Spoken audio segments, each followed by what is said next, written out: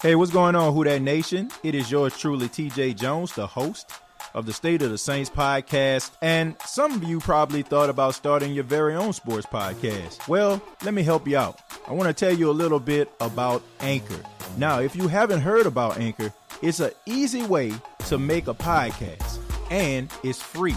You don't have to worry about paying a bunch of money each month. There are creation tools to allow you to record and edit your podcast right from your phone or your computer. Anchor will distribute your podcast for you, so you don't have to worry about that. So it can be heard on apps like Spotify and Apple Podcasts and many, many more. You can make money from your podcast with no minimum listenership. So go to anchorfm.com and start your very own podcast today. It's everything you need to make a podcast in one place. Hey, this is TJ Jones, the host of the State of the Saints podcast, and I want to take a minute to tell you about POW Audio. Now, POW Audio is going to change your listening experience. You're probably asking yourself, TJ, how is POW Audio going to change my listening experience? Because POW Audio has a revolutionary design, delivers a crystal clear and powerful sound in a collapsible Bluetooth speaker. That's right, collapsible Bluetooth speaker, and is designed for ultimate portability. So check out facebook.com, search POW Audio, or on their website, powaudio.com. That's POW audio.com. One more time.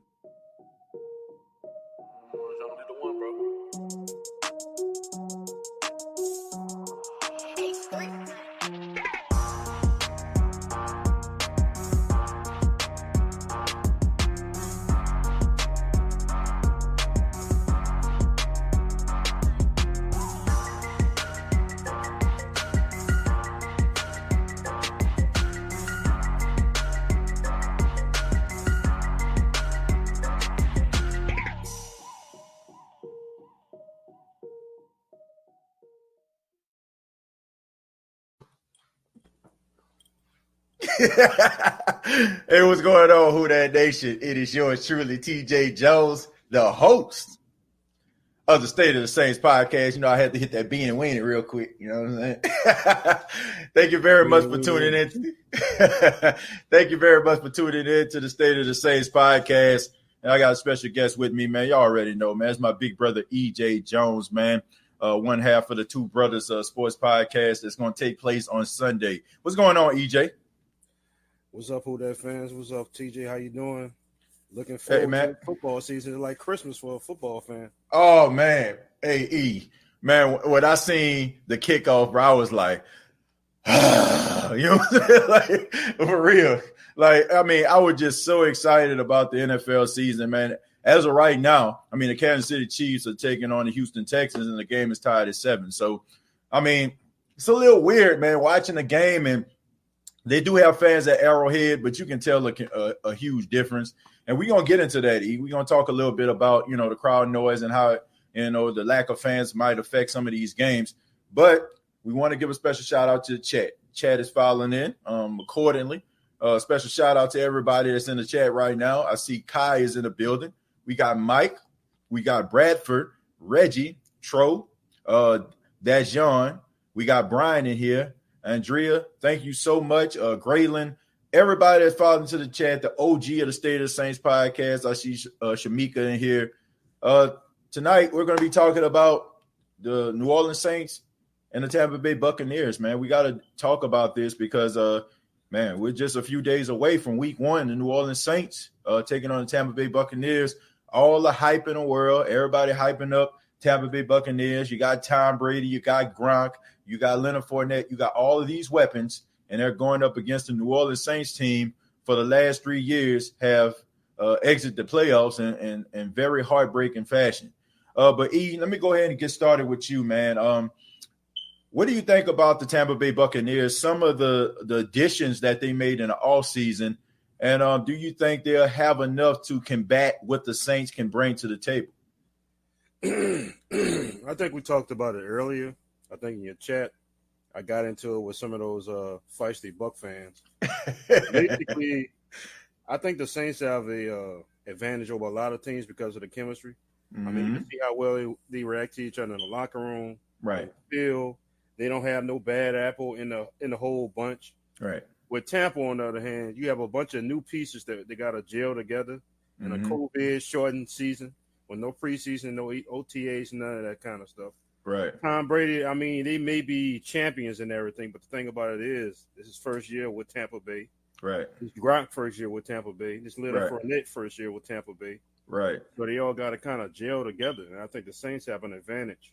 As talented as Tampa Bay may be, I remember however many Super Bowls everybody got them playing in. I mean, you still need chemistry and luck to win a championship. You know, Yeah. kind of have that. Right. I agree with you, E. You need chemistry in order for your team to gel. You know, no matter how much talent that you actually have.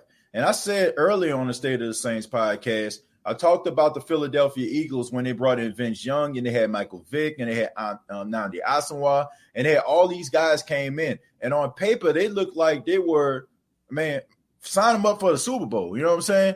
But it's about what you do between those lines. It's about what you can bring to the table and can you put it all together?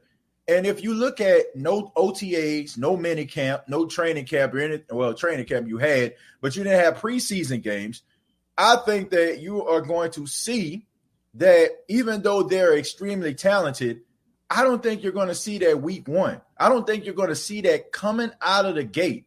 I think they're going to go through some growing pains, man. And we talked about some of the feisty Tampa Bay Buccaneers fans, but look, I said this before, and I'll say it again, okay, for those that just tuning in.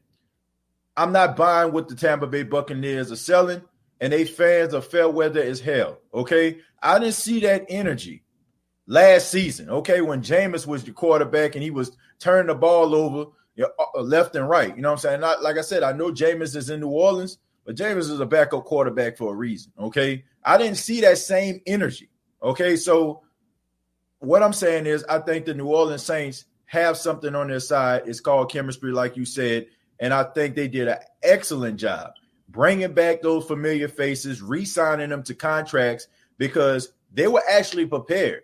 You know, most teams were going out here signing this guy and that guy, changing around the roster, but they realized that this is going to be all season like none other. And they capitalized on that by going out and signing people like Austin Carr, signing people like P.J. Williams, and coming back to signing somebody like Malcolm Jenkins, even though he's been gone for 6 years. Dennis Allen was on a defensive team along with, Greg Williams. So he understands what, Dennis Allen wants from him because Dennis Allen was the secondary coach. So it was a smart move by the New Orleans Saints in order for them to make that happen. What do you think about Tom Brady, man? 43 years old, going into his 21st season in the NFL. Brand new team, man. And they have a lot of unanswered questions. Can he win a Super Bowl without Bill Belichick? What do you think about Tom Brady, man? And do you think that Father Time is eventually going to catch up to the 43-year-old quarterback? Well, I think Father Time's already caught up with the Patriots. You take the defense away from the Patriots last year. I mean, do they even get as far as they did without that defense? Good point. I would say they probably had the best defense in the league last year. Right. And now, like you said, 43 years old. I mean, He's not slew of foot. He never has been. Whoa, yo, E, hold on, man. You think they had the best defense in football last season? Really? I think, yeah. I think they one of the best defenses in the league last year. I mean, you have them. I guess you could throw maybe like the Vikings, Ravens, Tennessee, those 3 or 4 teams you could probably have as the best. But Stephon Gilmore, well, I'm getting off. But you spoke about no. It's cool. It's cool, man. It's the state of the Saints. But I mean, if you got to make a point, you got to go to another team to make a point. Please do. I mean, but yeah, I think they did have one of the best defenses in the league, if not the best. But I mean, Tom Brady, I just don't. I don't buy the Kool-Aid that everybody's throwing around here about the Kool-Aid. I really don't. I mean, I don't. Yeah, you could put a lot of. You remember in the early 2000s when the Redskins tried to do this, where they bought a bunch of players in, and everybody had the Redskins as a Super Bowl contender. And I remember that. I don't even think they made the playoffs a couple of those years. But I do think Florida time has caught up with them. Back to the chemistry thing or whatever. But I do think the Saints are licking their chops because we have a quarterback that we don't have to run after too much. Yes, he is cerebral, but I think he's still going to be there for us to sack on Sunday. Yeah. Look, I like Tom Brady. You know, I never had anything against Tom Brady. I think sometimes when guys win too much, you know, it leaves a bad taste in a fan's mouth because we want to see people win, but we don't want to see people win a lot. I never had an issue with Tom Brady. Tom Brady has done everything that you asked of him, and he's won 6 Super Bowls in the process. But Father Time is undefeated, okay? And you talked about the defense of the New England Patriots last season. Now, be that as it may, E, I will concede. I do feel like they had the best defense in football. But they had one of the easiest schedules in football, if you ask me. Playing the Jets twice, playing the Dolphins twice. I mean, there's a reason why the Dolphins were picking in the top 5, okay? There was a reason why the Jets, you know what I'm saying, were picking in the top 10. There was a reason because of that, because they sucked, okay? And when you have a AFC East that's pretty top-heavy, it's the Patriots and everybody else, and it's been that way for the last 20 years, I mean, it's easy for you to go ahead and steamroll through the competition. So I will say they had the best defense, but it's like playing Madden on rookie, right? You know what I'm saying? And you soup all your players up to 99. That's what it is to me. Like, it's no competition here. So he comes to the Tampa Bay Buccaneers, and I feel like now you have a legit division where every quarterback is good. Even Teddy Bridgewater, man. Even Matt Ryan. Drew Brees. I mean, this is a division that has always had respectable quarterbacks, MVP quarterbacks. Matt Ryan was a MVP. I mean, Cam Newton is going, but at the time Cam Newton was here, he was MVP. Drew Brees was a Super Bowl MVP. Teddy Bridgewater was really good for the Minnesota Vikings before he ended up getting hurt. Had a lot of promise, and he won 5 games with the New Orleans Saints. So this is an accomplished division that Tom Brady is coming into. It's not like it was in the AFC East. I mean, honestly, you probably can count on your hand how many respectable quarterbacks were in the AFC East when the Patriots were running roughshod. I mean, the only person I can really truly think of is Chad Pennington. I mean, honestly, that's the only person I can really think of in the AFC East since Tom Brady has been running roughshod that has been a respectable quarterback. I mean, he was comeback player of the year. Besides that, I mean, it's been Brady and everybody else. So now you come to a division where you're going to have to put up a shut up. And I understand that Bruce Arians, you know what I'm saying, the Glazer family has done an outstanding job bringing guys in, his supporting cast. He got Gronk, a guy he's familiar with, along with Evans and Godwin, and you got O.J. Howard, and you got Cameron Brate. And I mean, you got a plethora of players. But at the same time, we talked about it earlier. It's about chemistry. And can a 43-year-old quarterback stay upright in a division where you have a lot of talent and you have quarterbacks that can combat your greatness? That is something that Tom Brady has never went up against. And this is an opportunity for him to show that not only is he the best quarterback, you know, he has an opportunity to say that he's the best quarterback ever, in my opinion. Okay, he could close the chapter because the guy that he is going to be facing twice, a lot of people consider him as being the best statistical quarterback of all time. Okay, and they feel like, you know, if Tom Brady comes in and goes through the South, then I mean it's undisputed because they still got whispers out there. They still got whispers that are saying Joe Montana, if he can bring Tampa Bay, a snake-bitten franchise, a franchise that is one of the most losing franchise in sports history. If he can bring them to a Super Bowl in their home stadium, then I think we can close the book on who is the greatest quarterback of all time. But let's focus on the defense, E. I talked about Marcus Davenport on the State of the Saints podcast earlier. He ended up on an injury report again, believe it or not, okay? But they said he will play Sunday. Are you giving up on Marcus Davenport? Do you think that Marcus Davenport was the right decision back in 2018? I think it was. I've been looking at his stats, and I like the way and I watch video. I mean, I like the way that he gets to the quarterback. He may not get a sack, but he gets a hurry, and he does get tackles for loss when he's stopping the run. He is good against the run, too. Right. So I just think if he can just stay on the field some kind of way, I think that'll just make him a better player. Him getting with Cam Jordan, I think it would make a lot of difference in the world this year, especially with getting with somebody like Cam Jordan. Maybe Cam can teach him like what to do with his body when he's finished with practicing or doing workouts and stuff like that. Right. He on different techniques for rushing the passer. Just taking care of his body throughout the week. I think that's his biggest thing. I mean, I don't think his motor is in question. I mean, you can see his statistics and his video. You can see that he's always giving 100%. Right. But it's just maybe something he's not doing after the game or after practice or something like that. So I just think it's some things that he needs to tweak. Right. But I do think he is going to be. First of all, I think he is the right choice for the Saints to have made, and I think he's going to have a real good season this year. Yeah, I look forward to him having 10 sacks this year.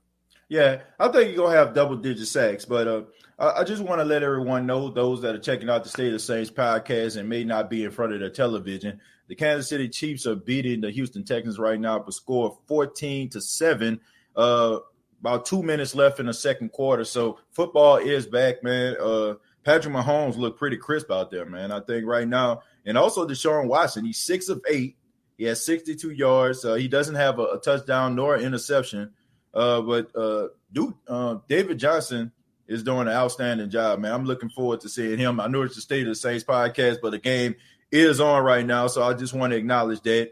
Patrick Mahomes, 14 of 18, 105 yards, 2 touchdowns already, man. So he's picking up right where he left off last season. This is a guy I feel like is going to win MVP this season, man. I think he's an outstanding quarterback. But back to what you were saying, E, I just feel like with Marcus Davenport, I'm not ready to give up on him either, but I do want him to stay healthy. It's hard to keep constantly, taking up for a guy that, always end up on the injury report, so I think that he's going to play week 1. I don't think his injury is going to affect his play. And I'm looking forward to seeing how he's going to develop. He put on 20 pounds this offseason. He's about 280 right now. So he's about the same weight as Cameron Jordan is. So let's see what he can do. You know what I'm saying? Did that 20 pounds actually help him to be more durable and be able to sustain a 16-game season? I'm looking forward to seeing. But let's go ahead and go to the chat, man. Let's answer some of these questions from the Who Dat Nation here. Let's start off with Kai here. Kai says, all I want as a belated birthday present is the Saints to beat down the Bucs. I don't care how we win, just as long as we win. Simple as that. Well, Kai, happy belated birthday, my brother. I hope you had a good one. I think a lot of people feel how you feel, echo your sentiments. Exactly. Jared Poor says the Jones brothers, the host. Yeah, man, the Jones brothers are in the building. Thank you very much, Jared, man, for being a part of the State of the Saints podcast. We got Kia says facts, great comparison. Yeah, look, we break it down here. You know what I'm saying, Kia? We break it down here. We don't sugarcoat around here. You know what I'm saying? We do our homework. You know what I'm saying? Like we do our homework. We got the syllabus in our hand, and we make sure our homework done on time. You know what I'm saying? for all my college people out there, y'all know what I'm talking about, man. Y'all know about the syllabi. You know what I'm saying? Let's see. Jerry Poor says, EJ, what up, Big E? So you're getting a shout out right there, EJ. What getting up, a shout out. How you doing? What's up? Can't wait for Sunday. Yeah, man. Opening a Christmas gift. Yes, sir. Yes, sir. We got RJ Mason says, yeah, tell them, TJ, Who Dat Nation, man. You look, I got to tell them, man. We got to tell a story. Like my grandpa said when he preaching, man, I got to tell a story. You know what I'm saying? I got to let everybody know. You know what I'm saying? Let's see, man. Quite a few people up here, man, filing in, man. Thank y'all very much. Kai also says the Bucs might look good on paper, but it's another story when we actually see them on the field. Like the chemistry is not going to be there right away. E, you talked about that, right? You talked about the chemistry, and the chemistry aspect of the game. It's not about always having the right players. It's about having chemistry as well, right? Yep. And I don't care if you have the Globetrotters playing basketball. If you just put the team together last week, they ain't gonna work good together or whatever. Right. So this year more than anything, during this Corona season, if your team ain't got no chemistry and luck, you ain't gonna make the playoffs, let alone like a Super Bowl or something like that. Right. That's why I say a lot of the teams from last year who made the playoffs probably gonna make the playoffs again or whatever because they have chemistry and they have that talent and they just need luck from like injuries and stuff like that. Yeah, and then you also got to ask yourself, even though the teams that are together, how long is it going to take for that chemistry to mesh? You know, like, are you going to get it together by week 4, week 5? And if you think about it, around week 4, week 5, it might be a little bit too late, man, because you have teams that are always going to be peaking in the right direction. And if you're not one of those teams that can get hot early, you might be on the outside looking in. And a couple games that you had early. I think about this, right? Okay. I think about when the Seattle Seahawks played against the Green Bay Packers. You remember when they had those replacement refs? You know, you remember that? And they had the Hail Mary. I think Seahawks ended up winning the game because of a bad call. But that game ended up costing the Green Bay Packers in the end for making the playoffs. So you got to make sure that you're striking while the iron is hot. You got to make sure that you are on point at the beginning of the season because even though you're like, oh, man, you know what I'm saying, it's just week 3, that week 3 game can cost you a possible spot at the playoffs. Now, there is a little bit more leniency this year, because you have an extra playoff spot, but you still want to make sure that you have good playoff positioning in order for you to, you know what I'm saying, be able to make a good run in the playoffs. Because we know it's all about matchups. We know it's about, okay, you can be a good team, but maybe you go up against a team that you struggle against, you know. It's about matchups. So let's just make sure that we get this dub, man. Let's see. All I want is the Saints to win the Super Bowl. I think everybody wants that. I think that's unanimous. If you're on the State of the Saints podcast and you're not hating, you know what I'm saying? If you're not a fan of some other team, you definitely want that. I think we all echo your sentiments, RJ. We got Brian. He says, how do you get a second? I was going to do this year. What do you mean? How do you get a second? I want to do this year. I don't understand what you mean, Brian. You got to clarify that for me, my friend. Donald says, man, you went in on the Falcons this morning. Yeah, man. Always going in on them dirty birds. Hey, it's not my fault, okay? It's not my fault. It's their fault, okay? You're coming on the State of the Saints trying to troll. If you're gonna troll, man, you gotta come with it, okay? I'm like a vulture, right? If you're from the country, you see vultures in the street and they're eating a carcass of a deer or a possum, but what happens at the end? They don't leave no meat on the bone. You know what I'm saying? Like, so if a Falcon fan gonna come at me, I am going to vulture their tail, and I am not gonna leave anything on the bone. Okay, you got to come with it. All right, you can't be talking about the Saints if you ain't did your homework, man. Because I'm gonna steamroll you straight up. I mean, I got respect for you know what I'm saying, fans of the Falcons and stuff like that. I mean, it's all about rivalry and stuff like that at the end of the day. Rep your squad, but you better come with it, man. You infiltrating the group now. I'm not the one. I'm not the one. Ain't that what them teachers used to say when he was elementary school? I'm not the one. What did that actually mean? Like, you know, they'd be like, I'm not the one. You know, I don't know. Wu-Tang ain't nothing to play with. Ain't nothing to mess with. You mess with one fan, you messing up there. You messing with everybody. Right. Teachers be like, man, I ain't the one. Your girl be like that too when you make a bad. I ain't the one. Like, okay. Brian says, how do you think the secondary is going to do this year for New Orleans? Look, I'll let you go ahead and tackle that one first, man. What do you think about the secondary? I think we look good. I think we look good on paper. I think Malcolm Jenkins, I think he's going to make all the difference in the world. Right. With him in the backfield, I don't think we're going to make as many mistakes and missed tackles as we did last year.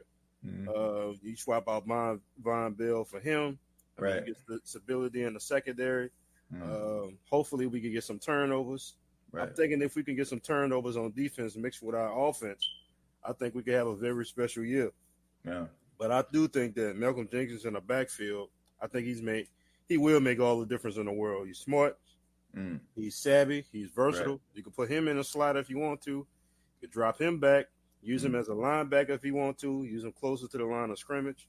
I do think that Jack Rabbit is going to have a good year this year too. Yeah. Janoris Jenkins, I think he's going to have a better year than Marcus Lattimore, to be honest with you. Wow. Because they're going to put Lattimore on your number one receiver. Say like Sunday, they're going to put Lattimore on Evans. Right. I mean, he has a good track record against Evans. I mean, he does real well against Evans. But then you're going to have Goodwin on Jenkins. Right. And I do think it's his time to shine with the secondary. Right. I think he will be our best corner this year, to be honest. Yeah. I mean, I like your assessment on Jack Rabbit Jenkins. Look, Jack Rabbit Jenkins has been playing in obscurity for the last couple of years with the New York Football Giants. Like, make no mistake about it. I understand that New York is a big market, right? We hear a lot of things out of New York. They talk about Broadway and all that kind of stuff. But New York sports has sucked for the last half a decade.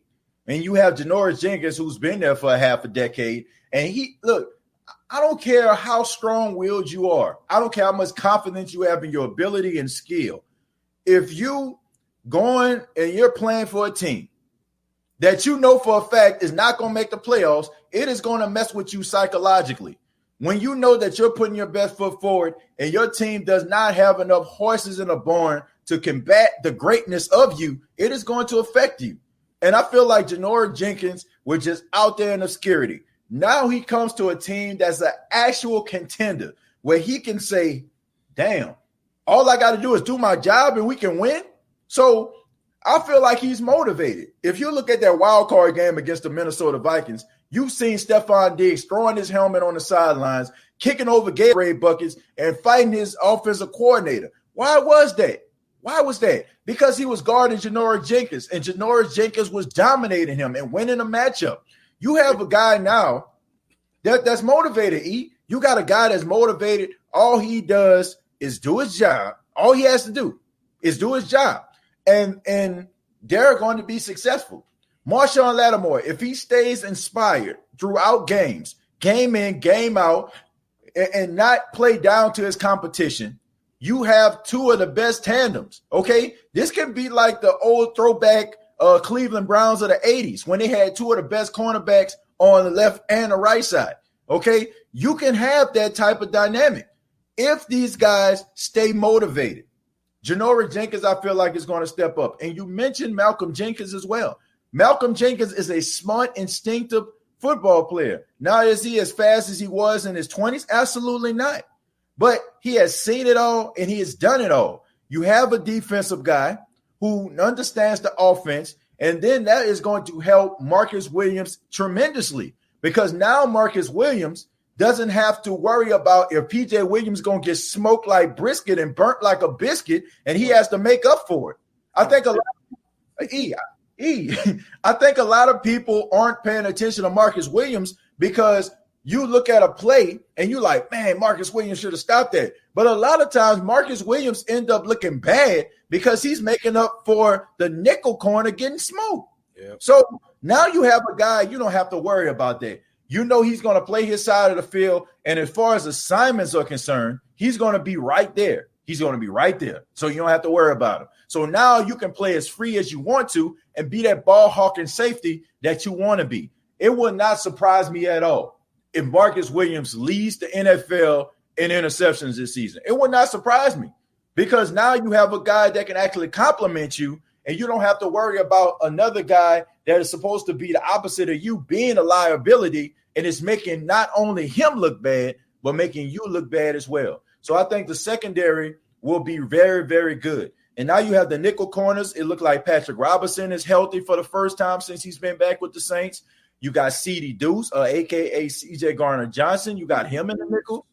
And not to mention, like, you could possibly activate Keith Washington Jr. out of Virginia, West Virginia. So now you have a guy who's young, that's lengthy, and you know what I'm saying, probably can get his hand on some balls as well. So that is a great combination, but it's all about durability, E. It's all about durability. It looks good on paper, but you have to be able to sustain it through a 16-game season. No doubt about that, man. Looking good, though.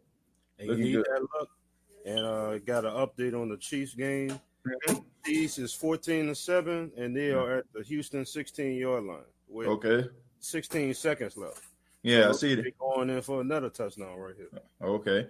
Yeah, it's looking like one of those games that might end up being a rout. I actually had the Texans winning that game, man. I thought the Texans were going to be able to do something, but I mean, game's still early though. Still second half. This goes out to you, EJ. Keen Arthur say, EJ, who are your starting 4 receivers? Who you got, E? I mean, talking about for the Saints or league wide. He's talking about for the Saints. Who you got for their starting receivers? I mean, obviously, you got Michael Thomas, can't go to bike. You got Emmanuel Sanders. Let's see who else you have. You have go with Traquan Smith. Give him a chance. And see who the other one is. Let's see. They said Callaway is doing real big things in camp. You see that he made the 53-man roster. I don't know if he get into the top 4, but you can go with our punt return as probably as that number 3 receiver, though. But Callaway, I think he's going to get a lot of playing time this year as a wide receiver because, we use wide receivers and people all over the place. So I think that's the starting 4 right there. Right. I mean, I think my starting 4, of course, Michael Thomas, Emmanuel Sanders, Traquan Smith, and I have to throw in Deontay Harris, man. That'll be my 4. Mr. T Money says Bucs beating Saints, and that's my honest opinion as a Panthers fan. Well, Mr. T Money, I mean, you're entitled to your opinion, my friend. I have absolutely I can't. I mean, that's your opinion, man. I'm not going to take that away from you. And he also says, I see you on RTP podcast and you be capping, trying to pass it off as facts, though. Man, look, I don't lie. You know what I'm saying? Like, first off, if I give my opinion, it's my opinion. So how can your opinion be a lie? If I just sit up here, you know what I'm saying, and just straight up just be spitting out stuff that's false, you know what I'm saying, then I'll be like, okay, I'm spitting out stuff that's false. But for somebody to say I'm just sitting up here lying, like that's a little bit of a stretch because this show is just based on me giving my opinion about the team. I mean, there's some times where, I might give my opinion and what I say might come to, fruition. And then there are times where I might say something and it don't happen. I won't say that I will consider that, lying. I'll just say that, sometimes you can't win them all. I mean, but at the end of the day, I don't know about no capping. You know what I'm saying? Like, I don't know about that. Let's see. Keen Arthur says, TJ, did Keith Washington get called up from the practice squad? No, he didn't get called up from the practice squad, but that doesn't mean that, he won't get activated eventually. And the only reason I feel like he probably end up on the practice squad and not playing in week 1 is because the Saints didn't really see that much out of him. And throughout training camp, there was a time where he was actually injured and he came back. So that time that he missed, that was time that he actually could have been on the field and got some reps. So I really feel like you're going to see this guy by the end of the season. T Money also says, who that it took y'all how long? We got a lot of time. Man, the Panthers ain't did a damn thing. Okay, let's make that very, very clear. Y'all went 15-1. Okay, y'all won the NFC South, went to the Super Bowl, and look, I like Cam Newton, but let's just be real. That man was out there getting steamrolled by Von Miller. Von Miller was that boy daddy. That man was seeing Von Miller in his dreams. And not to mention Cam Newton. I mean, he could have easily dived on that fumble, you know what I'm saying, but he didn't. Okay, let's just make that perfectly clear. Look, I stay about 3 hours away from Charlotte, North Carolina, but I mean, we just got to be 100. It's Chris McCaffrey and everybody else, okay? I like Teddy Bridgewater, but I haven't seen him in a Carolina Panthers uniform just yet. So y'all got a lot of work to do, my friend, before y'all start talking here, okay? I like how these NFC South teams come infiltrating the group, come through, man, y'all suck. But I'm like, y'all even worse. You know, it's a new season, it's new possibilities, and everybody want that smoke. That's right. all it is or whatever. I mean, right. You probably got Jets fans or whatever Buccaneers people now around here somewhere trying to catch that smoke or whatever from everybody. So, I mean, it's a new season. Everybody got new possibilities, new opportunities. So, All right. Well, I mean, look, I like the Carolina. Honestly, man, I think out of NFC South, Carolina probably the most tolerable team in the NFC South to me. Okay, Tampa, they getting a little bit obnoxious. They bragging on a guy that ain't did nothing for them yet. And I ain't really got nothing against Carolina, man. I don't hate Carolina like I despise the Falcons or you know what I'm saying? Like I feel like Carolina, I got respect for Carolina because, I mean, they just don't bother me as much. Because it's always like been the Saints in Carolina. Like if the Saints don't win a division, it's been Carolina, right? You know what I'm saying? Like you look at their overall record, it's like identical. I think it's like a tie or maybe one team has one win over the other. Like it's always been like very competitive in the South. But I mean, man, what have the Panthers done? Like seriously, man. Except, win games and then blow it when it counts. Okay, so let's just keep it 100 right there. No, you definitely capped about Kamara first 4 games. He had only one good rushing game, which was game 1. Other 3, he struggled running the ball. T Money, like Christian McCaffrey. Let me school this man real quick. Like Christian McCaffrey, Alvin Kamara runs the ball between the tackles and catches the ball out of the backfield.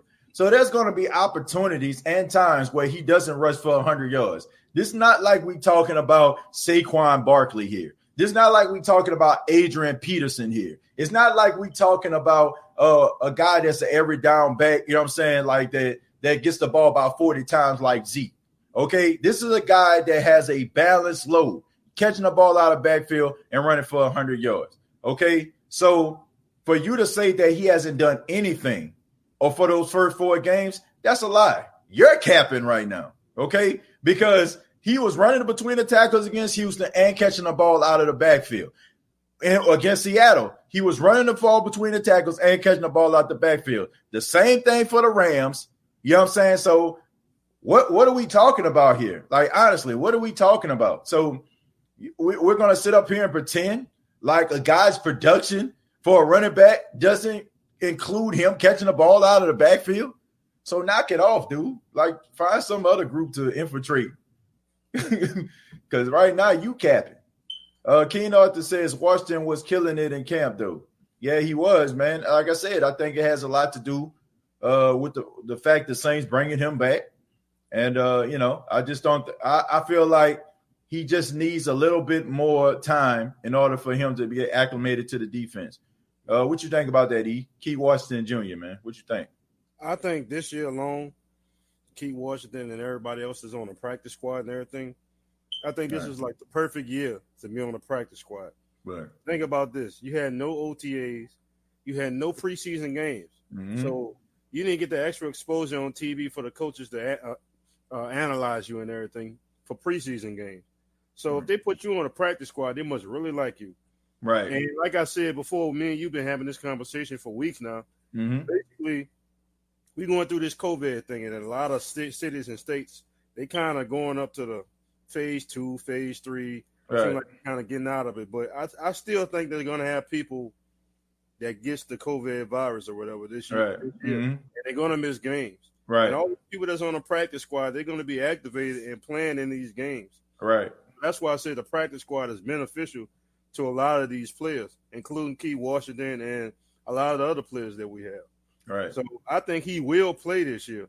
Whether it's on special teams, he'll be able to contribute somewhere. But our practice squad, I think, is way more important than it has been in recent years because of this COVID thing. Right. That's a good point, man. I mean, of course, we know they expanded the practice squad from 10 to about 15 to 16 players.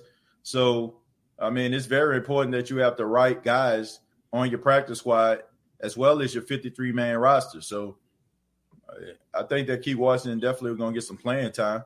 And honestly, I don't even think it's going to have anything to do with COVID. I just think this is because he's going to end up developing into being a guy that you got to have out there on the field.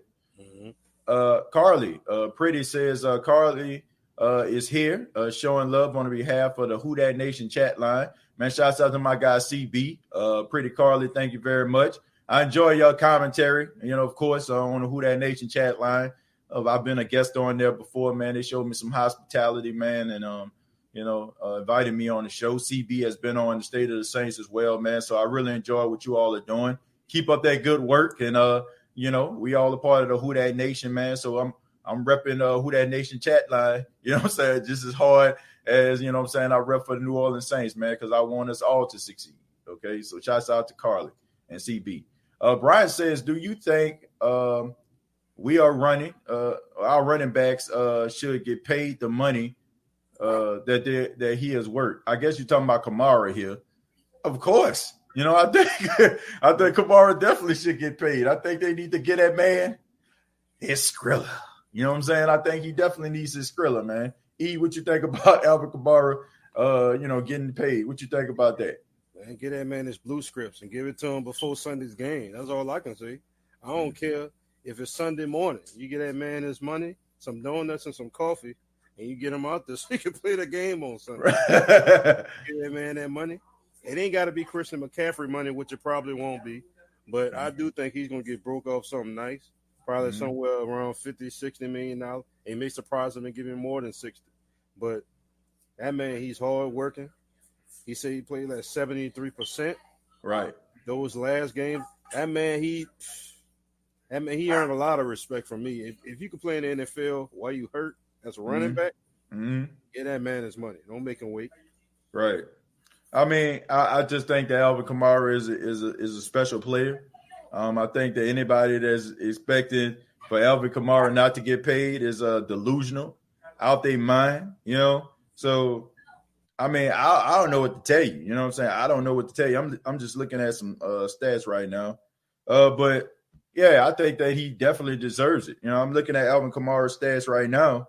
I'm looking at the season that he just had. I mean, just amazing stuff, man. 81 catches his first 3 seasons, man. You know what I'm saying? Like, never went over 1,000 yards, but at the same time, man, I mean, he's not that type of guy. He's a multi-purpose back. You know what I'm saying? And I feel like he's one of those guys, if you would actually ask him to run between the tackles, I think he can be a 1,000-yard rusher, be it a guy that's like in the middle of the pack among running backs. So why not pay the man as such? I mean, you can't blame a guy for doing something that a team is asking of him, okay, and not doing something that they're not asking of him. That's why I talked about this morning, not to change the subject, but I think I have to. I'm talking about Michael Thomas. Everybody talking about him running quick slants and all that kind of stuff. I'm like, what's the point of him running a streak route if Drew Brees not going to be able to throw the ball down the field to him? What's the point, right? So you gotta go with the strengths of the quarterback. You got to be able to do what the team is asking of you. So if you excel at what the team is asking of you, how is it your fault that you are among the best at doing what the team is asking of you? So that makes absolutely no sense. That's I don't know, that's asinine. Alvin Kamara don't get the ball 500 times a damn game. CMC is the only player y'all got that's good, and knowing Bridgewater, he probably going to get injured. Nah, don't do that. Don't do that, Who Dat Nation. Don't do that. I understand, you know what I'm saying, like how we are when other people infiltrate the group, but I would not acknowledge the fact about Teddy Bridgewater getting hurt. No way. I'm not going to do it. He says, I wasn't expecting 100 yards, which he had none in those first 4 games, but 40 to 60 is unacceptable as a lead back. That's I'm supposed to believe is the man. He's been splitting time. He split time with Alvin Kamara. He split time with Latavius Murray. I'm going to need for people, if they want to infiltrate the group, if you're going to troll, make sure that your troll ability is top notch. Okay. This right here is just a person that just throwing stats out their ass that just don't have no validity behind it. Okay. 40 to 60 yards, but how many catches, how many passing yards did he have? Let's see. Okay. If he ran, let's see. I'm interested right now. Okay. I'm looking at his total yards. Right now. Total yards, okay, I'm looking at, let me check. I want to make sure that I'm getting this correctly. I don't think I have it. I don't think I had the stats from week to week here. But let's just say, you know what I'm saying, what did he have all purpose for that particular day? If you have 60 yards, right? If you have 60 yards rushing and you have, let's say, another 60 yards passing, that's 120 yards. That's pretty damn productive right there, right? So that's a great combination. If you have 50 yards rushing and you have another 65 yards passing, that's pretty damn productive. So the running back role in today's NFL is different, okay? I mean, 3 yards in a cloud of dust is dead, okay? If you're looking for 3 yards in a cloud of dust, go look at Krista Collier or something like that back in the day, or Gil Finity or something like that back in the day. You know what I'm saying? Like, Jim Brown. Like, they don't play that type of game anymore. I don't get it. Like, if you're looking for that, I mean, for what the Saints ask of him, he does a great job. Kamara, Ramczyk, Lattimore will get their contracts. In my opinion, Rankin, Marcus Williams are going after this season. Saints can't resign everyone. I agree, DLP. E, do you think Rankins and Williams going to be a cap casualty? And if you were a GM, would you make them a cap casualty? Those first three names, they need to get their money. Kamara, obviously, he's probably going to get his before the weekend or after the weekend. Ramczyk needs to be paid because I think he's the best right tackle probably in football or whatever. If he's not, if you ain't talking about him in your top three, you ain't talking about nothing. And Lattimore, I mean, he's one of the best cornerbacks. So I don't know how they're going to fit all these especially if Drew Brees if Drew Brees comes back for another year. All right. What you going to do then? I mean, because, I mean, I don't know. They getting turnip juice out of apple. Right. Now, to be honest. I don't know what Mickey Loomis is doing. I don't know what they're doing, but right. They Houdini with that money.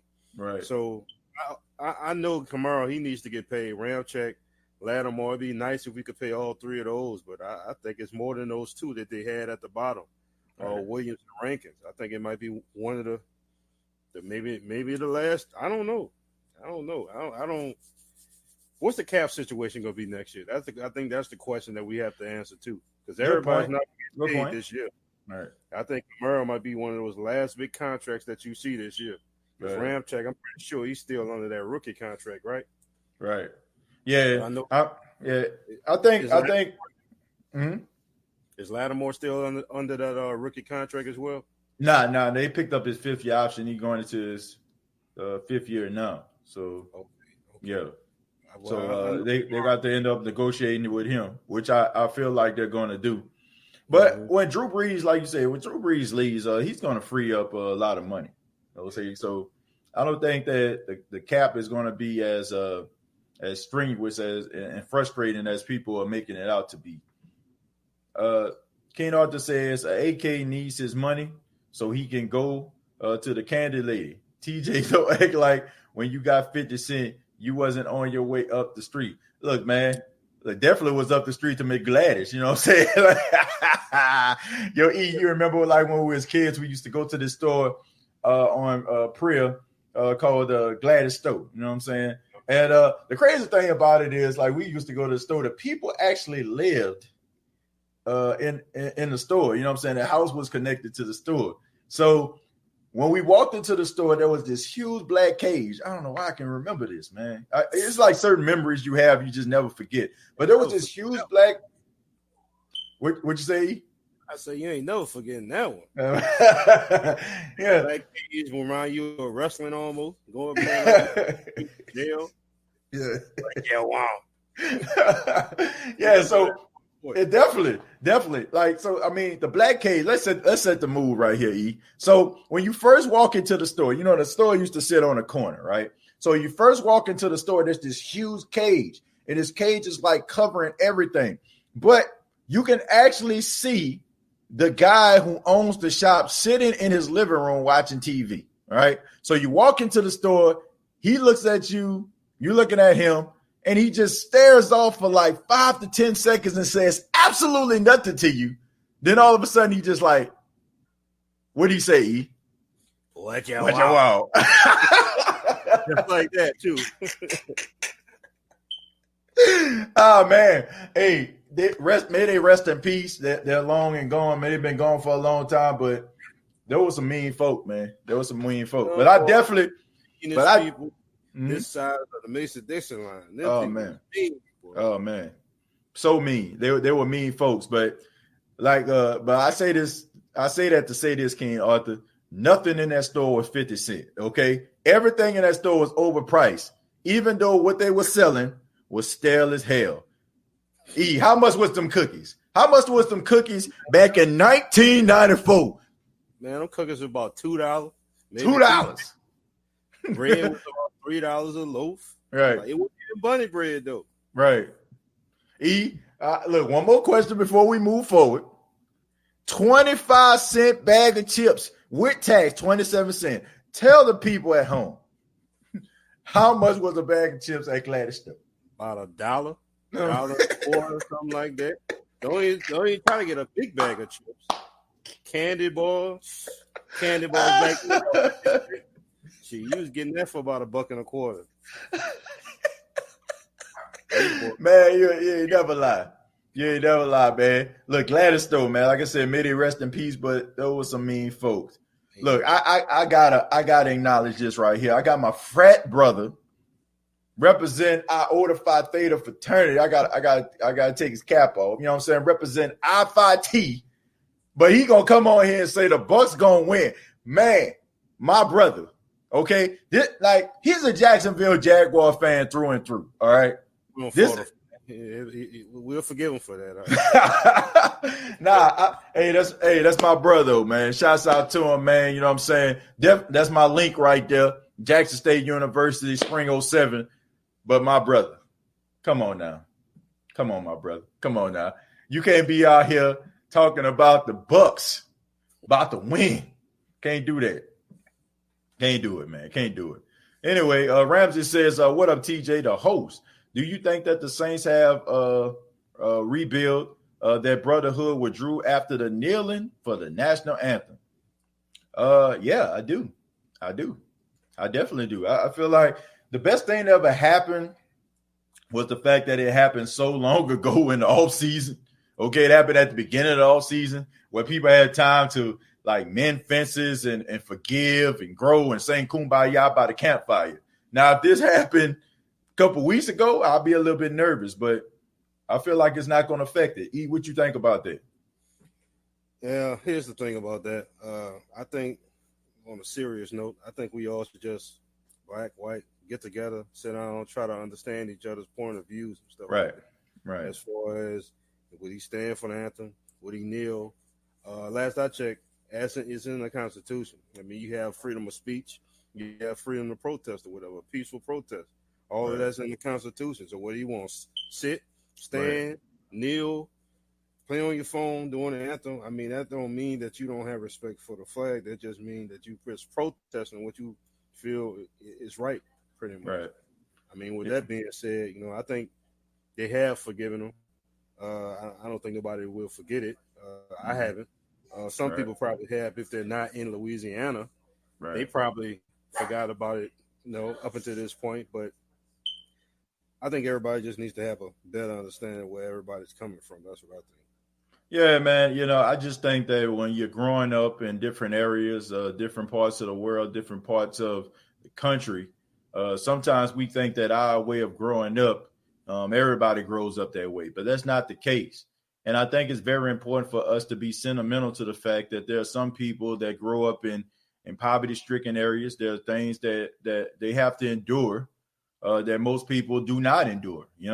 One thing that I tried to do, and I'm pretty sure you attest to this. You got your family. You want to make sure that your kids have a life better than your own. And my mom, I mean, she did an outstanding job with us, man. She did the best that she could. But at the end of the day, man, it didn't stop us. Go to school from people that was from the projects, people that, from subdivision areas, that was very dangerous. There's been times where, guys have brought guns to schools, girls have brought guns to schools and knives and stuff like that. Threatening the establishment. It's been situations like that. And also, man, it's been times where we were actually just walking down the street, man, police just pull up, ask us where we going. I mean, we've endured that type of stuff before. And I think that we have to be sympathetic to that. And I understand that there's some people out there, they just don't want to hear, right? It's about football. It's about basketball. It's about escaping the realities of life. I mean, my life sucks, right? I lost my job, just like 4.3 million other people in this world. You know what I'm saying? Football, basketball, other sports is my way to escape my reality. But you cannot escape this reality. The reality is there's an issue that's going on in this country that needs to be addressed. And whether you want to talk about it or not, it needs to be discussed. And you shouldn't dismiss it and get mad because people are actually having these conversations. And you can't say, oh, this stuff ain't happening. It's being blown out of proportion. Because a lot of the people that's telling you that it's blown out of proportion never had to starve a day in their damn life, right? They never had to starve. They never had to walk to school. They never had to worry about where their next dollar was coming from. I've been poor. I mean, we went without having a phone for years, you know what I'm saying, growing up. I mean, I'm just being real. People struggled growing up. There's situations that people have gone through that you will never, ever imagine. And the people that are telling you this have a penthouse suite and have people waiting on them hand and foot. So there's a problem in this country, man. And I have no problem with players standing up. I have no problem with people, feeling the way that they do about some of the injustices. But I do want people to understand that we are not all the same. And we can't just say that a person is a terrible person because they don't understand our upbringing, because everybody's not the same. It's up to us to educate those people and let them know that, hey, you know what I'm saying? It's fine that you grew up in this nice little neighborhood and stuff like that. You know what I'm saying? You had the dog and you had the picket fence, but I didn't grow up like that. The fence that was close to me had barbed wire on it because they were trying to keep me and the rest of my friends out. So let's make sure that we have these conversations to make sure that we understand one another. And let's not be so quick to cancel one another. I hate that. Like, cancel culture. Like, give me a break, man. Let's talk about this. Sheldon Stankins says, thank you very much for the $2. He says, I'll be farting at the line this year. Trust and believe. Sheldon Stankins, a.k.a. I'll be ripping them. Thank you very much for the $2, man. I appreciate that. Shouts out to I'll be ripping them. Let's see. Keen Arthur says, TJ and EJ, make your picks. Let's see. What do you say is Muskers golden wings? I believe that's Man Shoes. Man Shoes. Okay, Man Shoes. Okay. Thank you. What is Man Shoes? Man Shoes is that Chinese place in New Orleans. A Chinese restaurant. Where? It's downtown. Okay. I'm gonna be trying to go there. Okay. Let me just be 100 with this. When we grew up, I ain't know nothing about no Man Shoes. As you can see, I mispronounced the word for a reason. Okay. And golden wings. See, what is that? What is that? I don't know what that is. Okay. Hey, look, we used to go to the Chinese restaurants, you know what I'm saying? Like China Inn, you know what I'm saying? The China Inn over there on Franklin Avenue. That was the spot right there. Okay. We ain't know nothing about that. All right. We used to catch that Franklin bus. You know what I'm saying? Go to the China Inn, get that shrimp fried rice. You feel me? Used to go to Magnolia Store, you know what I'm saying? Get the hot sauce on French. Look, I ain't started eating wings. I'm gonna be honest with you. I ain't started really eating wings till I was like in college. Okay, like for real. Like that's when I was going to Jackson State and they used to have like the Wing Tuesdays and stuff like that. And used to go out there, you know what I'm saying, try to, meet girls and stuff like that at Tougaloo. You know what I'm saying? Like back in the day, but I mean, I really didn't know that much about that. Did you know about that, E? I don't want to speak for you. Did you know about Man Shoes when we was growing up? Oh, yeah. I know about Man Shoes. Yeah. Well, like we said, we usually went to the places around where we stayed or whatever. I always knew about them. They got more of a bigger name, like after Katrina and stuff like that, though. Right. They be having lines outside of this place. But right now, I'm looking up this Golden Wings place. That kind of got me intrigued. Hey, go hit them up. Yo, E, I've been saying this on the show, so I'm gonna say it while you're here. I definitely need you and my beautiful sister-in-law Lakedra to go out there and get some dry ice and mail your boy some Patton hot sausage, okay? We're going to have a big hot sausage reveal when this transaction take place. You know what I'm saying? Instead of you're going to say, what is a patio? Right. I don't care. It could be a patty or a link, okay? As long as it's Patton, okay? As long as it's Patton hot sausage, I'm good. But seriously, I never heard of man's shoes, man. I never heard of man's shoes or golden wings. As crazy as that sound. I never heard of golden wings. Maybe if they could tell us where it's at, I'll go check them out. Check that out for us. But man's shoes, yeah, I've heard of them. I had them.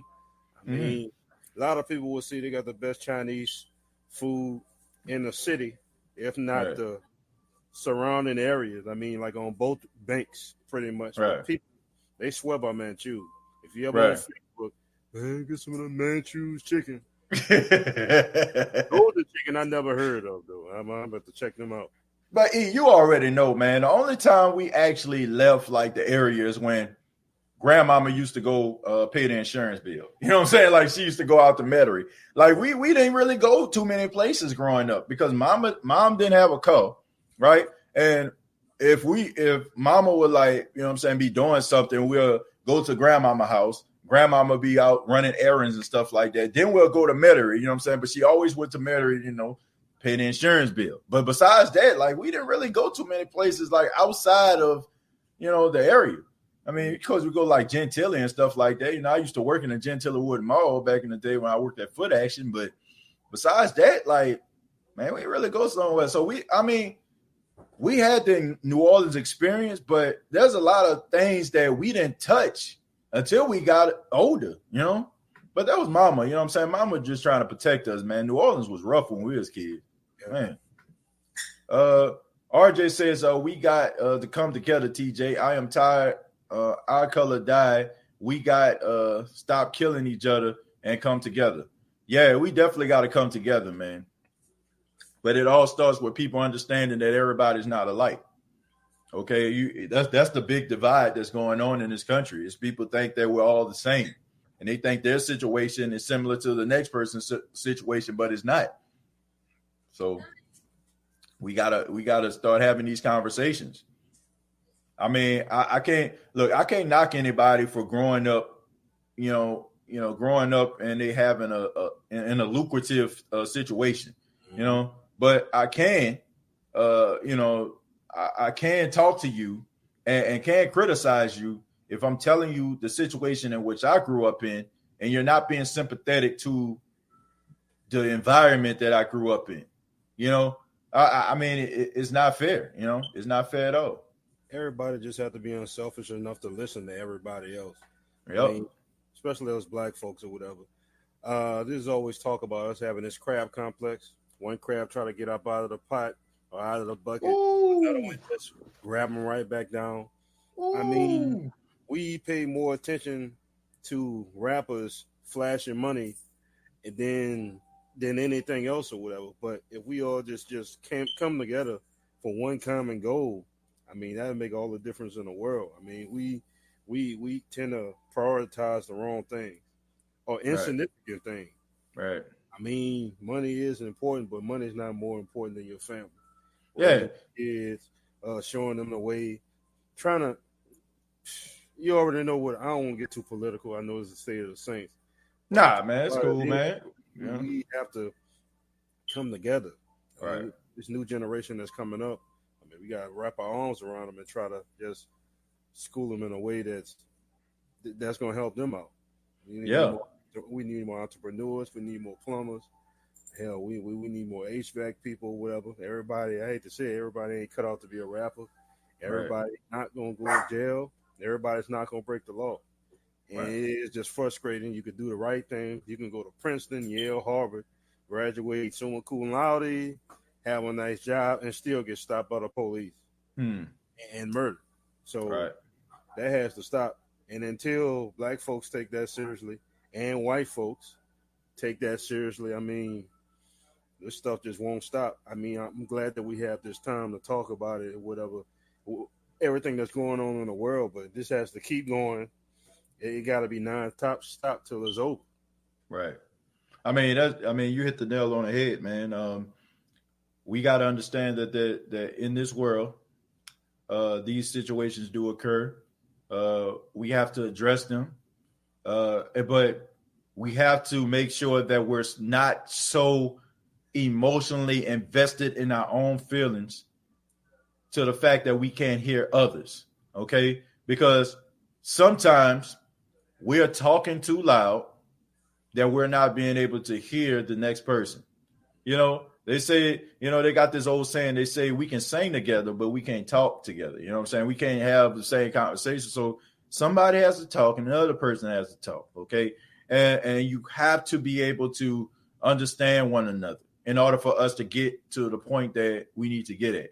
You got so many people out here that's so emotionally invested in their own feelings to a point where they don't want to hear anybody else because they want to be on the front line. They want to be the one out there in the forefront. But that's not going to get us anywhere, okay?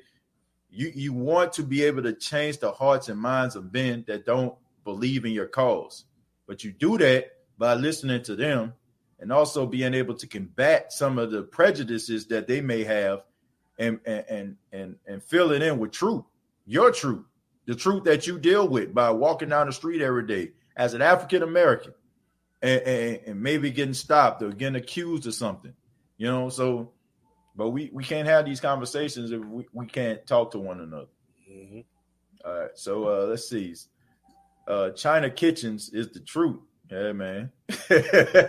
Yeah, we about to get some, this the moment of the State of the Saints podcast where people are going to start naming places. Do you like crawdaddies? Do you like that, E? You like crawdaddies?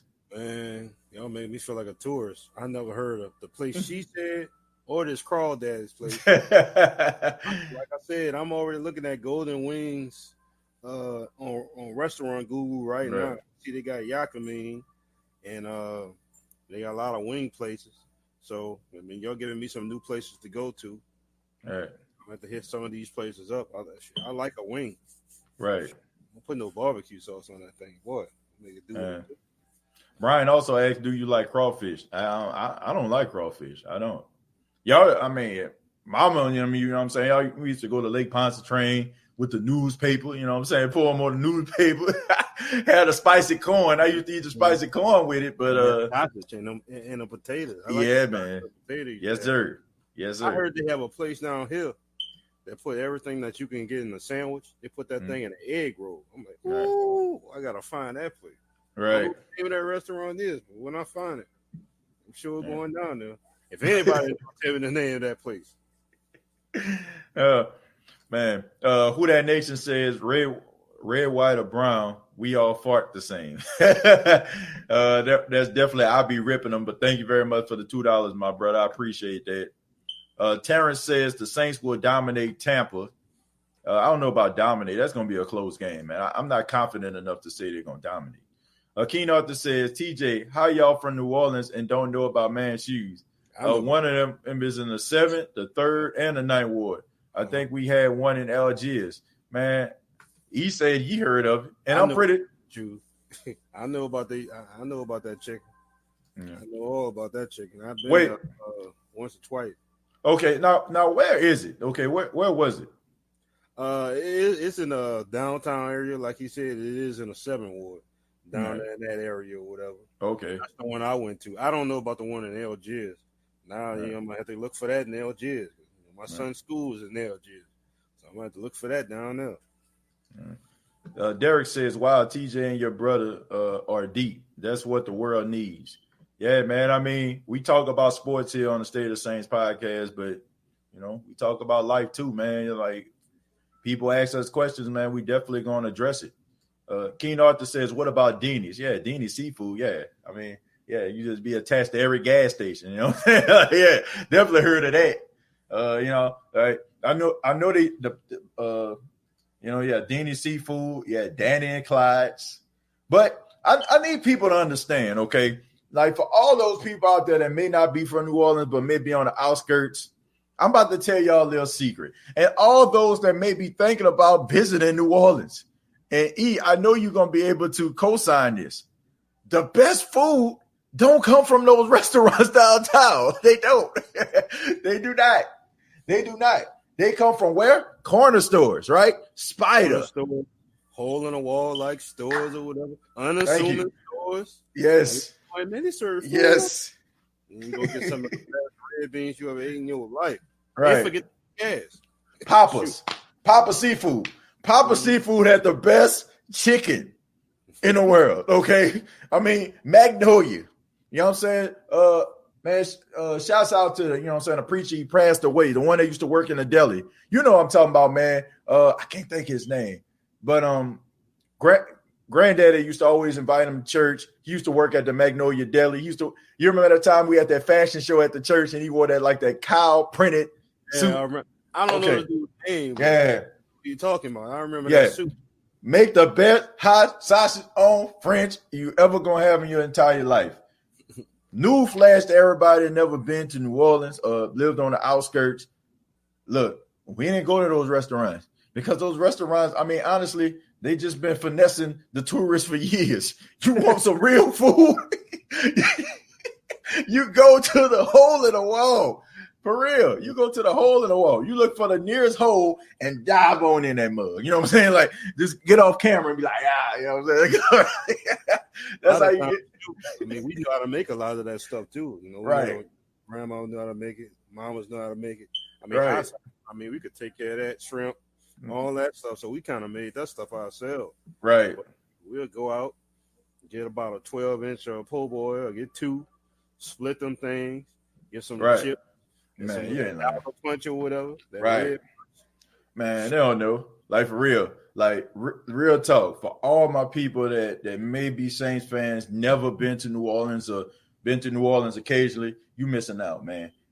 Go find the nearest hole in the wall and dive in that mug. You know what I'm saying? That's what you do. That triangle on Broad, I think that thing's still open, I believe. That's the thing that people go into. They forget to get gas.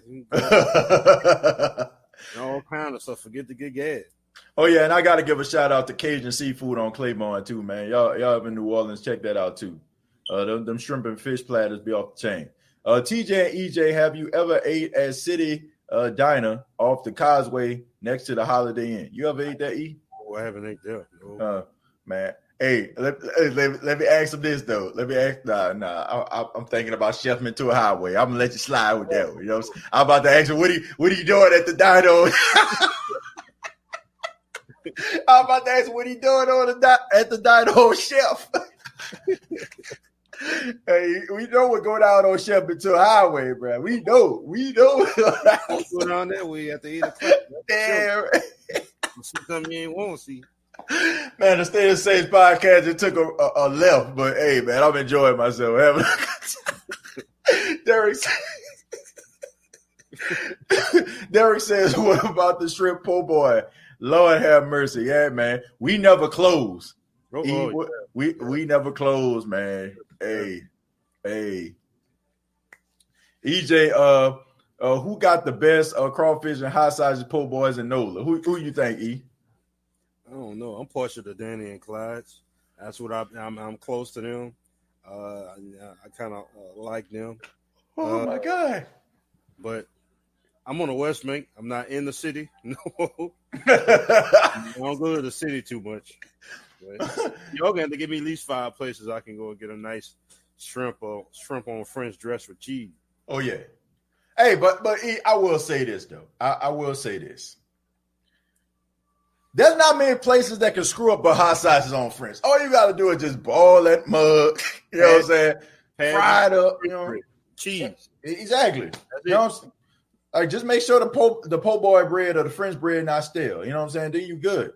But E, I'm gonna ask you this, man. You remember that time I came down? I think at the time I was staying in Jackson, I was staying in Vicksburg, Mississippi, and I came down and we went to New Orleans Hamburger and Seafood Company. You remember that? Mm-hmm. Okay. But, I mean, I think they had some really good hot sausages. And then me and my wife, we went down there. That's one of the time we went down for WrestleMania. Mm-hmm. And we went to Acme Oyster House. Now, I had a hot sausage on French there, and it was good, man. So I'm going to go with Acme Oyster House. But ain't nobody killing Magnolia Stove. out there on North Galvez. You know what I'm saying? Like, look, I refuse, okay? North Galvez, if you're ever on North Galvez, stop at Magnolia Store, holler at Big Mike, Big Rob. You know what I'm saying? Their son actually, he actually taking over. You know what I'm saying? Y'all make sure y'all go up and ask for that hot size on French dress. You know what I'm saying? Y'all make sure y'all do that. All right. So let's see. I think we're back to the. Let's see what we got in the football quiz. Everybody talking about food now. Frank says, Saint Joe Horn or Marcus Colston. Who you got? I'll take Marcus Colston on this one or whatever. I agree. I agree. Speed. He's taller than Joe Horn. Joe Horn may be faster. I mean, both of them got real good hands, but I think Marcus Colston might have did it longer. All right. Yeah, I have to agree with you, man. No disrespect to Joe Horn. Joe Horn did it at a high level. I think he brought a little bit of charisma, you know what I'm saying, to New Orleans, you know what I'm saying? I mean, we all know about the classic pulling out the cell phone, but, I mean, he was also pretty good. And he did it by himself for quite some time. But I have to go with Marcus Colston, man. The fact that he came to the New Orleans Saints, 7th-round pick, you know what I'm saying? I feel like he was the most underrated wide receiver to ever play the game. Played all those years, have almost 1,000 catches, and never made the Pro Bowl. So, but I got to roll with Marcus Colston, man. Let's see. TJ, you eat pecan candy? I know a lot of people who don't eat it. You know where I'm going with this. I'm going to leave it alone, man. I'm going to leave it alone. Next question. But you know what I'm about to say. You know what I'm about to say, man. MG, huh? Hey, exactly. MG. Hey. Oh, man. I'll talk about that next time. Somebody next time on the State of the Saints podcast, just say, TJ, what you were talking about with MG, and I'll tell you, but we're not going to talk about it tonight. Colston balled out from day one. Yeah, I agree with that. I got my boy Mike Ricks in the building, man. You know, it's NFC South versus NFL, man. Mike Ricks up in this thing, man. What's going on, Mike? Kenny Domino says, I can't go get me a shrimp po' boy and watch this video. Pick one, man. The store closes soon. Hey, go pick up a hot sausage on French. You know what I'm saying? If you got a car, and I'm pretty sure it's probably a 2013 or up, you got Bluetooth, dog. So roll to the store. Turn your Bluetooth on. Hey, man. Hey, speaking of Kenny Domino, man, are you kin to a guy I know his name was Wine Domino, man? I went to high school with him, man. So if you kin to Wine Domino, tell that boy I said what up. You know what I'm saying? Ken Arthur says, my bad, y'all. I'm homesick. Been running my companies here in Atlanta. Man, ain't nothing wrong with that, man. I'm out here in Myrtle Beach. My brother, he still stays out there. You know what I'm saying? He stays on the West Bank. So, I mean, but I'm definitely missing home, man. And I'm definitely serious. Like, I'm laughing right now. I'm definitely serious, man. I'm definitely about to solicit y'all. You know what I'm saying? And ask y'all to send me some hot sauce on French on some dry ice. You know what I'm saying? So we definitely going to be talking about that. Jared Poyer says, this is good. Hey, man, I'm just enjoying myself. I know this the state of the Saints, but like I said, at the same time, man, hey, any questions that y'all have, man, we're going to answer them things. Mike Rick says, proud of you, fam. Hey, man, I appreciate that, you know, but, hey, I mean, I just appreciate you, man. I mean, NFC South versus NFL, sitting up there, you know what I'm saying, recording those shows at night. I mean, man, some of the best times of my life, man. I appreciate y'all, man. Y'all, I mean, for real, you know, like this only the beginning. Definitely want to get you on the show, Mike. You know what I'm saying? Saints play Carolina. Definitely want to get you on this thing. Let's see. King Arthur also say, EJ, who had the best band in New Orleans? Don't be biased. The best band in New Orleans. I don't know. Best band. I mean, that kind of. I'm gonna go with St. Aug, man. Marching 100, man. I gotta rep St. Aug, man. They got the hardest working band. Mm-hmm. They got the most accomplished band. Right. I mean, I don't. You just come up with them. Who would be a second one? Who would be the second best band in New Orleans or whatever? I mean, good point. All we know is St. Aug. Marching 100.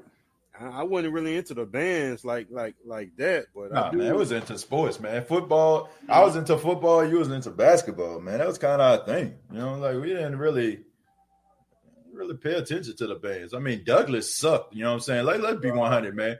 Douglas. Any Douglas people up here other than me? If you graduated in what? When you got graduated in 2001. Then you already know what I'm about to say. The 4 years we went without winning a game. You're 4 years. 4 years without winning a football game now, people. So that's all I need to say right there. I had to leave. I had to leave Douglas and go to Culver, man. I need to feel like a winner. You know what I'm saying? Like Douglas. Hey, I couldn't. You know what I'm saying? So I don't know. Hey, I got an update on that game too.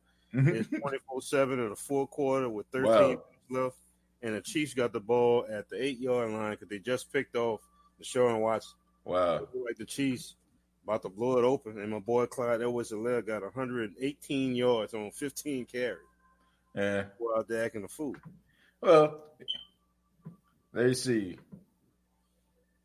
Let's see. Trouble says, are you going to answer someone else's question? Y'all keep skipping mine. Look, I mean, the chat is going pretty fast, my friend. So if I missed your question, then I apologize. Then he came back and said, unsubscribe. Well, if you didn't unsubscribe, please unsubscribe. Okay, I'm just being honest with you. Please unsubscribe because I don't need that type of energy in my life. Okay, I don't need that type of energy here on the State of the Saints podcast. For somebody, you know, I try to answer everybody's question. Anybody that been following the State of Saints podcast know how I roll, but the chat moves pretty quickly and swiftly. So if I miss you, I apologize. But if we want to sit up here and be on our petty, man, I would recommend that you unsubscribe. For real. Seriously.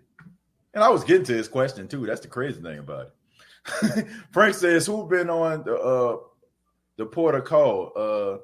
That drink be on point. I never heard of that. You ever heard that, E? No, I have not. Porter call. I'm gonna get it next time I'm on State of the Saints. I'm gonna have to get a notepad and a pen. Man, I mean, we get put on a game. Not only are we getting good Saints commentary here, we getting drinks. Like, hey, where you get that from, Porter? Where you get that from? Let me know. Let me know. I'm still stuck on the damn runs when I went to the Bahamas. All right. Brandon says, if you finish from St. O, you could do whatever you want in New Orleans. I have to agree with him. That school carries some cachet. St. O, Anoka. I mean, you could pretty much everybody know those schools in New Orleans. Well, I must say, people from St. O, they be some cool dudes. You know what I'm saying? Like a lot of the guys that we went to college with, my freshman year, I went to Dillard. You graduated from Dillard University.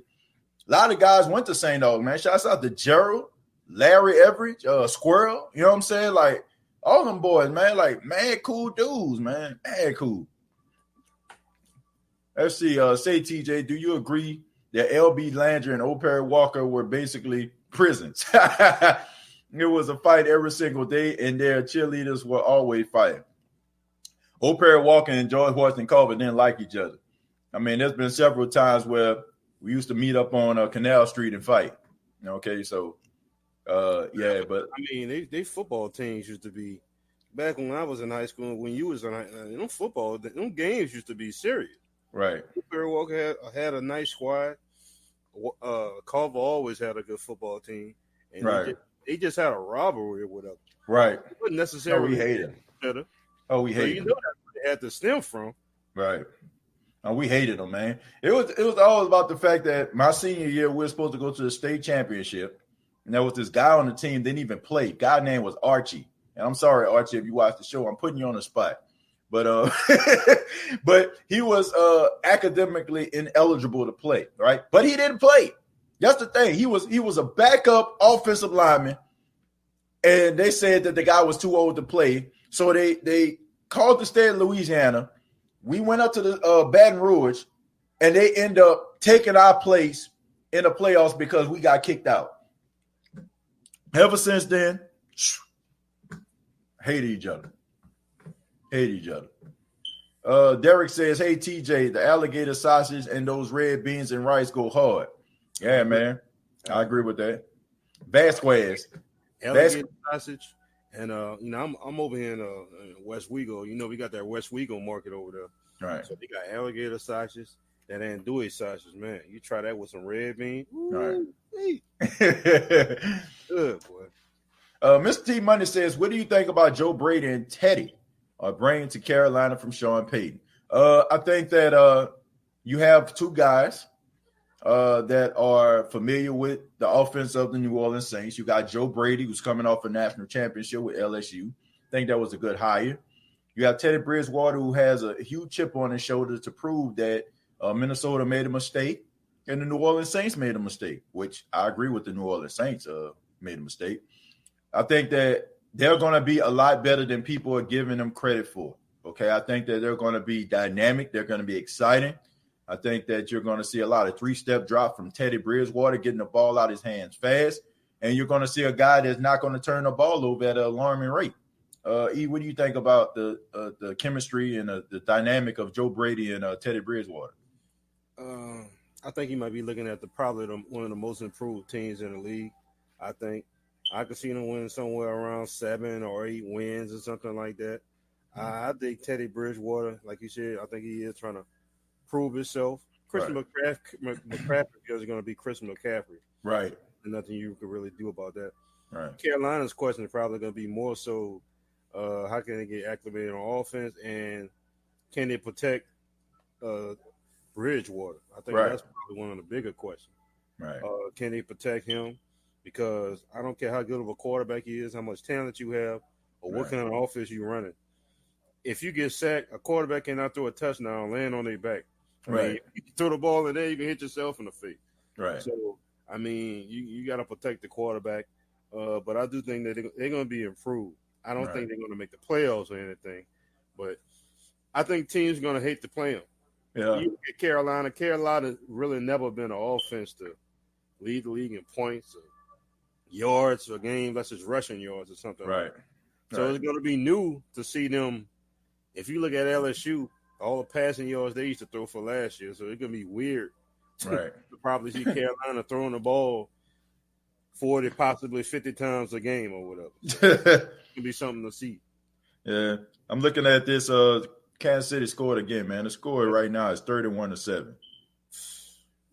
Clyde Edwards-Helaire, man, 18 carries, 116 yards, and a touchdown. Needless to say that the Kansas City Chiefs made the right decision getting that guy, which is a surprise to absolutely nobody. Well, beast. Absolute beast. Okay, absolute beast. I mean, out there toting the mail. Cannot be more happy for a guy. Okay, he deserves it. He deserves the success he's getting out there in Kansas City, and he's going to be dangerous. He's going to be dangerous because he has 0 catches and 0 yards right now. But you know that he has that dynamic. So it's only a matter of time before, like, if he running for 118 yards in his debut, my goodness. I mean, the sky is the limit for that guy.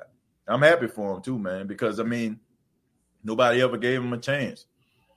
EJ, look up City Diner. The Holiday Inn is where they sent most of the guys getting in the military. They got this thing called Bottom of the Bowl. Yeah, I never even heard of it. Check it out, though. You just check it out. He gave you a homework assignment, bro. Hey, right now. Ask him if it's on, do they have one in Metter? You can ask him. I'm pretty sure he can. Yeah. Okay. Yeah, you're on live, man. Are we live? Like Ray J said on the Breakfast Club, are we live? Yeah, we live. Is it in Metter? We'll see. He'll answer. Who that? Baby TJ. Great things are coming your way, my guy. Question is, what is one thing, most importantly to you, that you want to see out of the Saints? Frank, I want to see the Saints finish games. That's what I want, okay? I want to see the Saints finish a game. Go 60 minutes. Go hard in the paint, okay? I want to see no heartbreak at the last 45 seconds. Okay, that's what I need from the New Orleans Saints. I need them to finish the game strong. Okay, I need them to end the game via turnover, stop, or pass deflection. Okay, that's what I need. Okay, that's what I need from the New Orleans Saints. E, what do you think about that, man? What do you want to see out of the New Orleans Saints? I want to see that luck that I talked about. You remember when I talked about chemistry and luck? Right. I want to see what kind of luck Super Bowl teams have or whatever. I want to see the Saints get that same luck. And by luck, I mean no serious injuries. Like if somebody get hurt, they're coming right back within a week or two. Right. That's what I want to see. I want us to be on the right side of not having like serious injuries. Right. Sheldon Rankins, who hadn't really played a whole season, and I want to say 2 years or something like that. Right. Davenport getting hurt late, or Lattimore getting hurt late. That's what I want to see. I want us to be lucky, lucky enough to get through the playoffs, and just do some damage. Right. And now I'm looking at this menu for this City Diner. The bottom of the bowl. I will be adding that to the short-term bucket list. Oh man! Oh my goodness! Right here, this is nice. This man in the middle of commentary looking at a beat. Yeah, man. That boy got fried oyster platter. I approve that. I approve this message. On Esplanade, closer to the French quarters, it's called Port of Call. But the drinks they were referring is called the Neptune Monsoon. Okay, so I've been clearing things up. Y'all putting us on game. Yeah, ain't it though? Julius too much. So. Right. Julius says Titans got Clowney. Take that, Saints. This man right here pretty happy that he got Jadeveon Clowney. Look, I want to say congratulations to you, and I feel very comfortable with saying this because I didn't even want Jadeveon Clowney in New Orleans. Thank you for and congratulations to you for receiving the biggest underachiever. Excuse me, the biggest underachiever in the NFL. A guy that did not deserve all of the fanfare or the press clippings he got. Okay, you guys got the quintessential lemon of the NFL. Look, going to the car lot, right? You're going to the car lot, you're walking up, you're excited, you got that money in your hand, probably got it from your taxes, you're ready. You know what I'm saying? You look good, you see a car, and they got the turtle wax on it, looking real, real good. And you like, yeah, man, I can see myself with this, but I would pick that girl up this evening and this. And all of a sudden, you get behind the wheel for a test drive, start that mug up. That's what Jadeveon Clowney is to me, okay? That's what he is. He looks sexy, right? He got all the tools that you need, right? He's extremely athletic. And all of a sudden, when it's time to show up, nowhere to be found. So, that's just my opinion on Jadeveon Clowney. What do you think about this, man? He said, take that, Saints. What do you think about that? That's really not a slight to the – we did try to get the dude with a sign-in trade and all that. But, like I said, congratulations to him for getting Jadeveon Clowney. I don't think it hurts us by us not getting him. We already had a 53-man roster. Thank you. Without Clowney. Thank you. I know you were telling if he was actually going to start for us or whatever. Right. On a 100% basis or whatever. But, I don't think Jadeveon Clowney not getting him makes or break the Saints. Nah, not at all. Better would probably, possibly. And we could be good, without him or whatever. Glad to see him. Right. I don't think we have to play the Titans. Look. But it is what it is. Yeah, didn't he play in that Saints game? Yeah, he played in that. Yeah.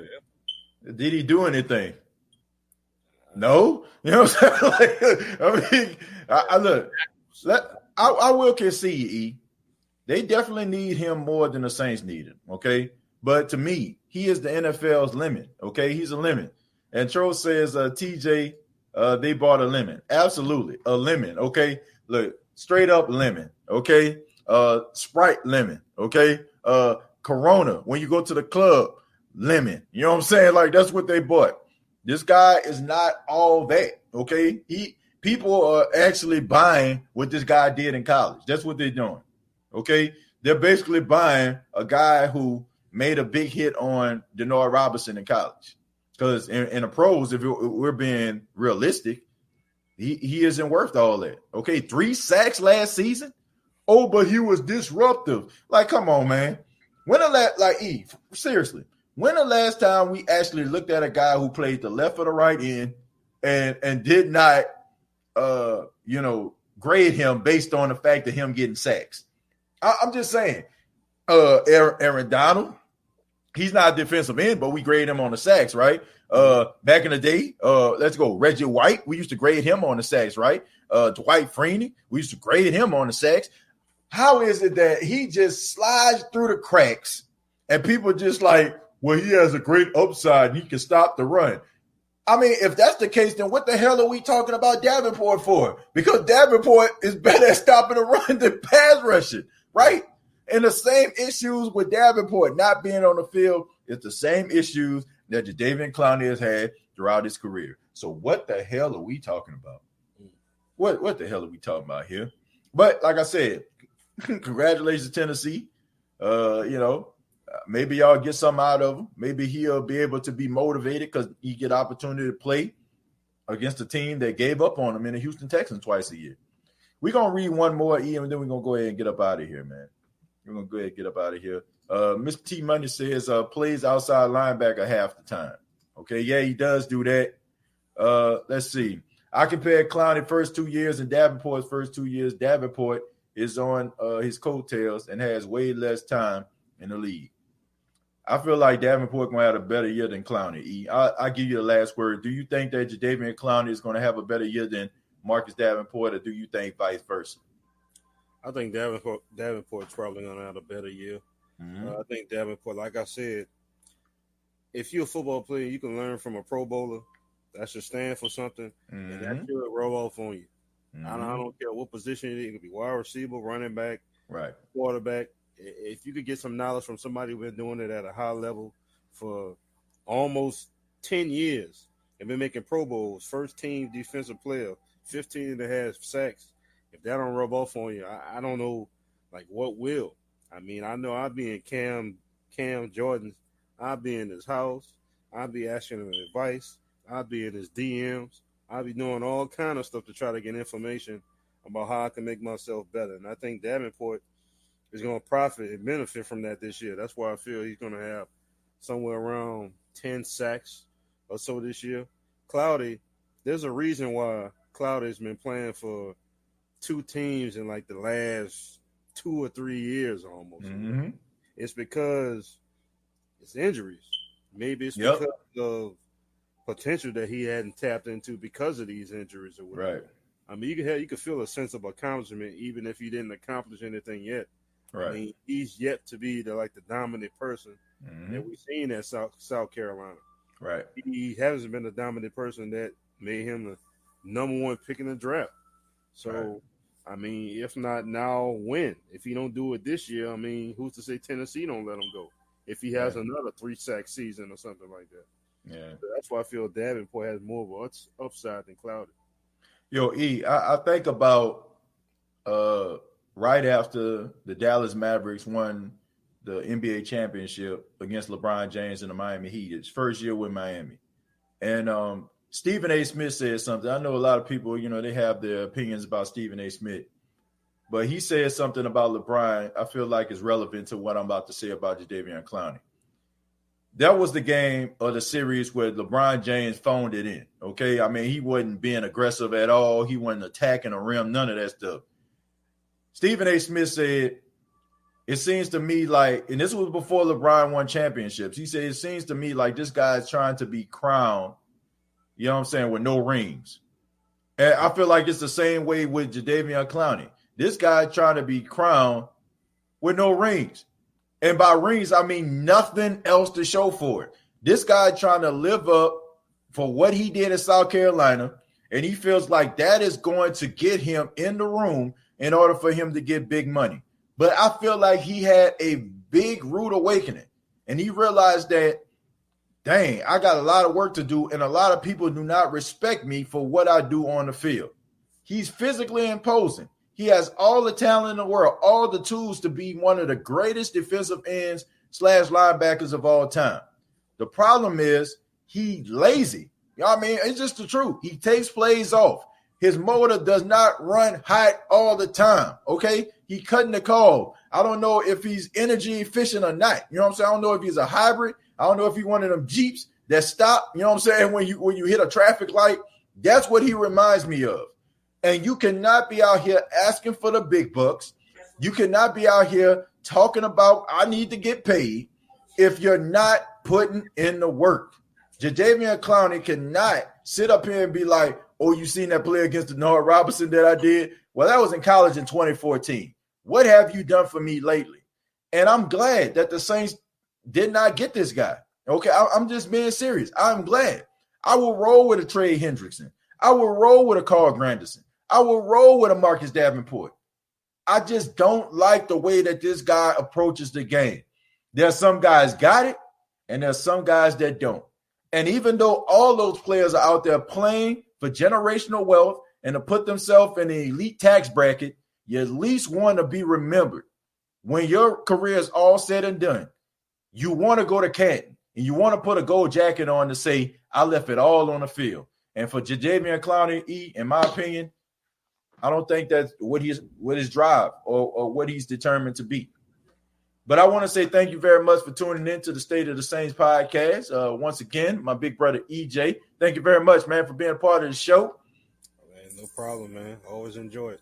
Yeah, man, absolutely. And look forward to Sunday, man, doing the Saints breakdown, man, pre and post game show of the New Orleans Saints, man. So y'all come back on Sunday. We're going to be breaking down the X's and the O's and the Willies and the Joes. Okay. So y'all come on back. And we definitely going to be having a good time, man. We're going to be talking about the New Orleans Saints. Might even talk about some hot sauces on French. But nevertheless, we're still going to have a good time, man.